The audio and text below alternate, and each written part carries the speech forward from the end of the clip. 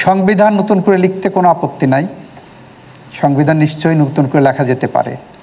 At the same time আমাদের যে সংবিধান আছে, এই সংবিধান 1971 সালের মহান মুক্তিযুদ্ধের মধ্য দিয়ে বাংলাদেশের অগণিত অসংখ্য শহীদের রক্তের বিনিময়ে অর্জিত এই সংবিধান, 72-এর সংবিধান, এখনও আমি বিশ্বাস করি one of the best constitutions of the world, যেখানে ফান্ডামেন্টাল রাইটস চ্যাপ্টারটাকে এমনভাবে সাজানো হয়েছে যে মৌলিক অধিকারটাকে, নাগরিকের মৌলিক অধিকার নিশ্চিত করার জন্য 1948 সালের জাতিসংঘের মানবাধিকারের সার্বজনীন ঘোষণার civil and political rights chapter, যেটা সেই চ্যাপ্টারকে সন্নিবেশিত করে মানুষের অধিকার নিশ্চিত করার একটা ব্যবস্থা করা হয়েছে।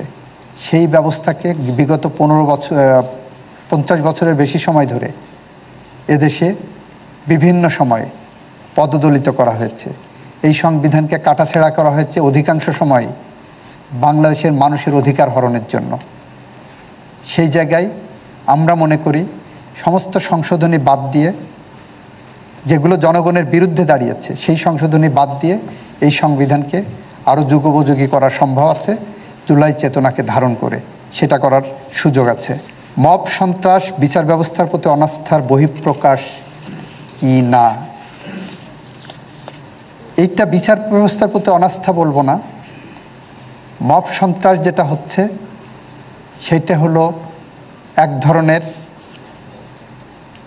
ক্রোধ, 17 বছরে মানুষের মধ্যে পুষে রাখা ক্রোধ, 17 বছরে স্বজন হারানোর ক্রোধ, 17 বছরে 4500-এর বেশি গণতান্ত্রিক যোদ্ধাদের ক্রসফায়ার হত্যাকাণ্ডের ক্রোধ, 17 বছরে 700-র বেশি মানুষকে গুম করার ক্রোধ, 17 বছরে 60 লক্ষের বেশি মানুষের বিরুদ্ধে মিথ্যা গায়েবী মামলা করে আদালত প্রাঙ্গণে দাঁড় করানোর ক্রোধ। এই ক্রোধ আমরা কখনোই কামনা করি না। এই ক্রোধ অপ্রত্যাশিত, এই ক্রোধ নিয়ন্ত্রণ করতে হবে। এই ক্রোধ জুলাই বিপ্লবের সাথে যায় না। এই ক্রোধ যারা দেখাচ্ছেন তাদের প্রতি আমাদের অনুরোধ থাকবে, আপনারা নিজেদেরকে সংবরণ করুন।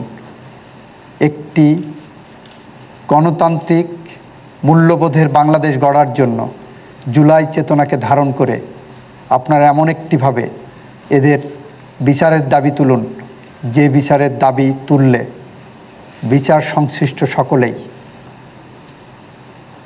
যথাযথ আইনি ব্যবস্থা গ্রহণ করবেন এবং করে এদের বিচারের আওতায় আনবেন। নিশ্চয়ই এদের বিচার হওয়া দরকার, তবে এই প্রক্রিয়ায় না, যে প্রক্রিয়ায় নুরুল হুদাকে মব সন্ত্রাসের শিকার হতে হয়েছে। আমরা এটা কখনোই কামনা করি না। এটা আমাদের সমস্ত অর্জনকে ম্লান করতে পারে, ভুলুণ্ঠিত করতে পারে। এটা আপনাদের মাথায় রাখতে হবে।